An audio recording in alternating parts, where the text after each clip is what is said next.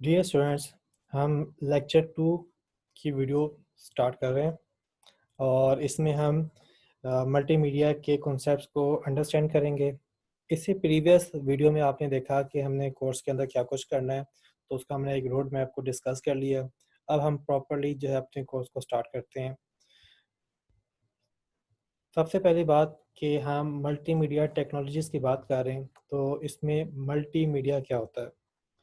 Multi many को कहते हैं, मीडिया वेज हैं कम्युनिकेशन के। तो आप अगर मल्टीपल वेज को यूज़ करते हैं अपनी इंफॉर्मेशन को डिलीवर करने के लिए, तो इसको आप कहते हैं मल्टीमीडिया। इसी के रिस्पेक्टिव आपके पास एक और टर्म होती है जिसे आप कहते हैं यूनीमीडिया। तो यूनीमीडिया होता है आपके पास सिंगल वे ऑफ कम्युनिकेशन। जैसे कि फॉर एग्जांपल आप जो है किसी को लेटर लिखते हैं और वो जो लेटर है उसके अंदर सिर्फ और सिर्फ टेक्स्ट में आप अपनी इन्फॉर्मेशन जो है वो डिलीवर कर रहे हैं, तो वो आपका यूनीमीडिया होगा। या आप किसी से बात कर रहे हैं और बात करते हुए सिर्फ और सिर्फ वॉइस का इस्तेमाल कर रहे हैं और उसके अलावा और कोई साथ में कोई और वे को आप इस्तेमाल नहीं कर रहे, तो वो भी आपका क्या होगा? यूनीमीडिया। लेकिन आप क्या करें, आप इनको कंबाइन करें। कैसे कंबाइन करेंगे? फॉर एग्जांपल आपके जो भी वे ऑफ कम्युनिकेशन है, जो आप अपनी वेबसाइट बनाते हैं या आप अपने कोई वीडियो वगैरह बनाते हैं या आप किसी और तरीके से अपनी इंफॉर्मेशन डिलीवर करने लगते हैं, तो उसके अंदर अगर आपके पास टेक्स्ट भी है, कुछ आपके पास ग्राफिकल आर्ट्स वगैरह उसमें शामिल है, तो अगर ये दो भी हैं तो भी आप इसको मल्टीमीडिया कह देंगे। अगर उसके साथ साउंड भी शामिल है तो फिर भी आप उसकी मल्टीमीडिया कह देंगे।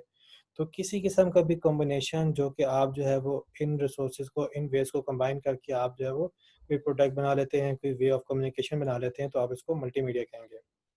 तो अगर हम इनको सिंगुलर वे में देखें तो हम टेक्स्ट से अपनी इंफॉर्मेशन को जो है वो शेयर कर सकते हैं। हम आर्ट का मतलब यहाँ पे ग्राफिक्स है, हम ग्राफिक्स से भी अपने आइडिया, अपनी थॉट्स को शेयर कर सकते हैं। हम with the help of sound, यानी कि हम बात करके या म्यूज़िक से भी अपनी इंफॉर्मेशन को डिलीवर कर सकते हैं, अपने आइडिया को शेयर कर सकते हैं।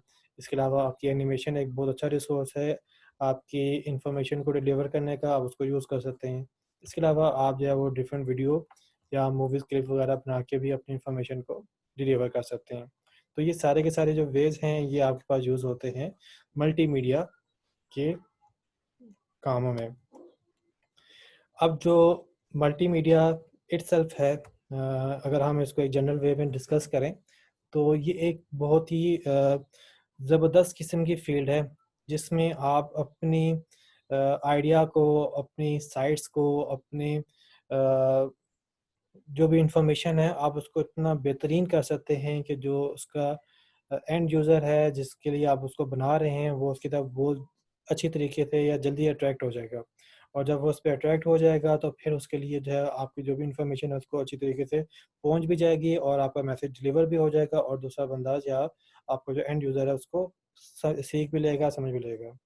आपकी बहुत सारी जो प्रोडक्ट्स हैं उसके अंदर मल्टीमीडिया का इस्तेमाल इंतहाई ज़रूरी है। जैसे कि आपकी डिफरेंट वेबसाइट्स हैं, अगर आपकी वेबसाइट है और वो बिल्कुल सिंपल सी है, उसके अंदर कोई चीज़ आपके पास जो है वो नहीं है, जैसे आपके पास सिंपल ब्लॉग्स के अंदर आपको जो है सिर्फ टेक्स्ट होता है और कोई चीज़ नहीं होती, तो वो ज़रा ज़्यादा अट्रैक्ट नहीं करती अनटिल अनलेस कि किसी बंदे को वाकई में कोई ज़रूरत है कि वो इन्फॉर्मेशन उसको मिल जाए। अदरवाइज़ वो जनरल वे में आपकी अट्रैक्ट नहीं करती। लेकिन आप जो है अपने आइडिया को डिलीवर करने के लिए ना सिर्फ टेक्स्ट का इस्तेमाल करें, साथ में कुछ आप इमेजेस और एनिमेशन को भी प्लेस करें। तो अब जो बंदा उस वेबसाइट को हिट करता है, तो अब ज़रा वो देखेगा कि भाई इसके अंदर आपने जो चीज़ें की हैं वो क्या चीज़ बता रही हैं। अब यूज़र के लिए जो है वो रीड करना इतना पसंदीदा नहीं होता, तो अगर उसके लिए आप जो है वो पिक्चर से आप उसको एक्सप्लेन कर लेते हैं या एनिमेशन से उसको एक्सप्लेन कर लेते हैं, तो उसके लिए वो चीज़ सीखना समझना बहुत ज़्यादा आसान हो जाती है। तो इसका आपकी डिफरेंट एरिया, डिफरेंट एप्लीकेशन के अंदर बहुत ही अहम रोल जो है वो होता है। अब ज़रा हम बात करते हैं कि मल्टीमीडिया की जो डिफरेंट टर्मिनोलॉजीज़ हैं वो क्या हैं। इसमें आपके पास एक टर्मिनोलॉजी आती है जिसे कहते हैं इंटरएक्टिव मल्टीमीडिया। मल्टीमीडिया में तो हमने बात की कि आपको डिफरेंट वेज़ को आप कंबाइन कर लेते हैं, आपके पास जो है मल्टीमीडिया होगी। इंटरएक्टिव मल्टीमीडिया क्या होती है कि आपने डिफरेंट वेज़ को तो कंबाइन कर लिया है, लेकिन उसके साथ यूज़र इंटरैक्ट भी करता है। एग्जाम्पल के तौर पे आप कहते हैं कि आपने एक वेबसाइट बनाई, उस पे आपके पास एक इमेज है, उस इमेज पे आप जो है वो यूज़र क्लिक करेगा तो किसी और वेबसाइट पे या किसी और तरह की उसके पास इन्फॉर्मेशन आ जाएगी।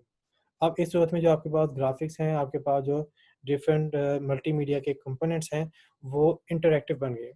तो इस तरह से आप जो है वो ऐसे मल्टीमीडिया के प्रोडक्ट्स जिसमें यूज़र उसका इंटरैक्ट करके कुछ गेन करता है तो उसको आप कहते हैं इंटरैक्टिव मल्टीमीडिया।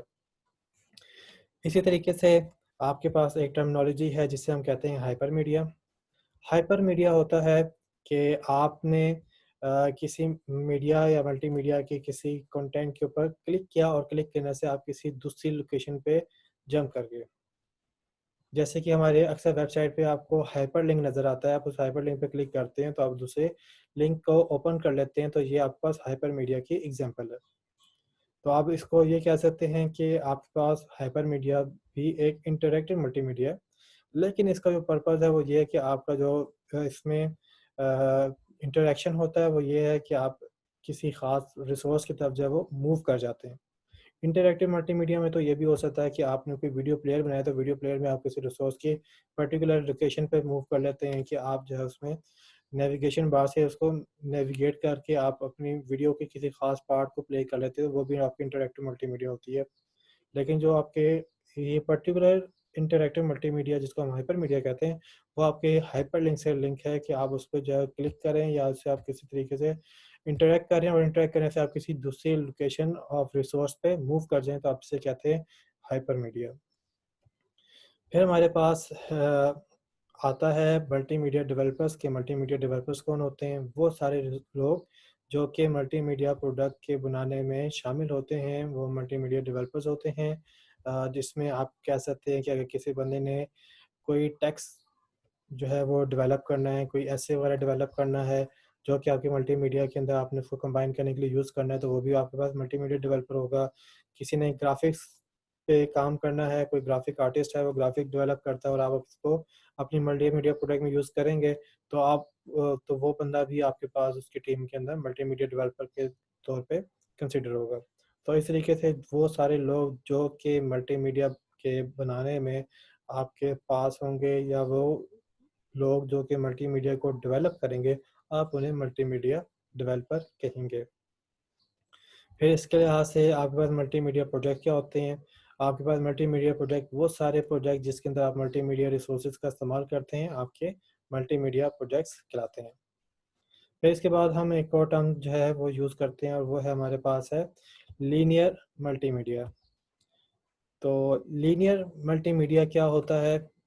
लीनियर मल्टीमीडिया आपके पास इस तरह के मल्टीमीडिया हैं जिसमें यूज़र जो है वो ख़ास इंटरेक्शन क्रिएट नहीं कर सकता, लेकिन वो मल्टीमीडिया के सारे फ्लो को एक सीक्वेंस के अंदर व्यू करता है। एग्जांपल लेते हैं, आप जो है एक एनिमेशन देख रहे हैं, उस एनिमेशन के अंदर जो है वो कुछ ग्राफ़िक्स का काम है, उसके साथ में कुछ ऑडियो का काम है, कुछ टेक्स्ट का काम है और आप सिर्फ़ देख रहे हैं और आपके पास कोई कंट्रोल ही नहीं है कि आप उसको किसी ख़ास जगह पे मूव कर लें या अपनी एनिमेशन किसी ख़ास पार्ट पे चले जाएँ। जस्ट आपका आपके पास सिर्फ़ यही है कि आप उसको शुरू से लेके एंड तक उसको पूरा व्यू करेंगे। तो इस तरह की आपके पास जो मल्टीमीडिया होंगी, इसे आप कहेंगे लीनियर मल्टीमीडिया। जो कि आपके स्टार्टिंग से लेके एंडिंग तक आपके पास इस बात का कंट्रोल नहीं होता कि आप उसके अंदर जो है वो जब अपनी पोजीशन को चेंज कर सकें, तो आपके पास ये लीनियर मल्टीमीडिया होते हैं। इसी के अगेंस्ट में आपके पास एक और टर्मिनोलॉजी आती है जिसे हम कहते हैं non linear multimedia. Non linear multimedia कौन से होते हैं?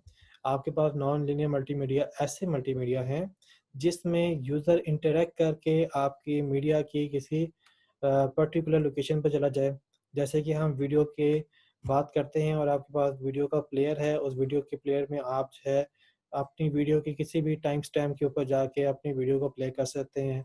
तो इस तरह का मल्टीमीडिया जिसमें आपको किसी पर्टिकुलर सीक्वेंस का फॉलो करना लाज़मी ना हो, यूज़र जो है उसके साथ जो है इंटरैक्ट करके उसको चेंज कर सके, तो वहाँ पर नॉन लीनियर मल्टीमीडिया होती हैं।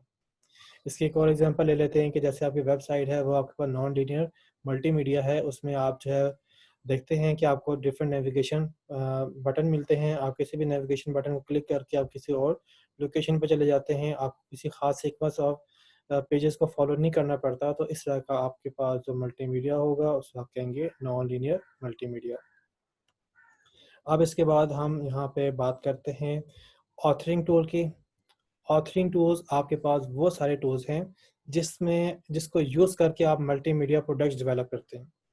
वो सारे टूल जिसको आप यूज़ करके मल्टीमीडिया के प्रोडक्ट्स को डेवलप कर सकें। ऐसे टूल्स को आप कहेंगे ऑथरिंग टूल्स।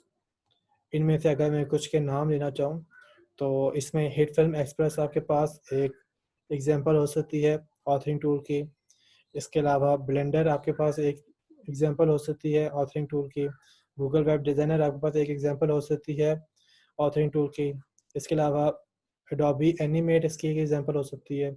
और इससे से आपको बहुत सारे ऑथरिंग टूल अवेलेबल हैं जो आप यूज़ करके डिफरेंट किस्म के मल्टीमीडिया प्रोडक्ट्स बना सकते हैं। तो डियर स्टूडेंट, हमने इस वीडियो के अंदर देखा कि मल्टीमीडिया क्या होता है, फिर हमने मल्टीमीडिया से रिलेटेड डिफरेंट टर्मिनोलॉजीज़ को देखा, उसको सीखा, उसको समझा। और अब हमने ये करना है कि हम अपनी नेक्स्ट वीडियो के अंदर मल्टीमीडिया के डिफरेंट एप्लीकेशंस को डिस्कस करेंगे। तो मिलते हैं हम फिर नेक्स्ट वीडियो में।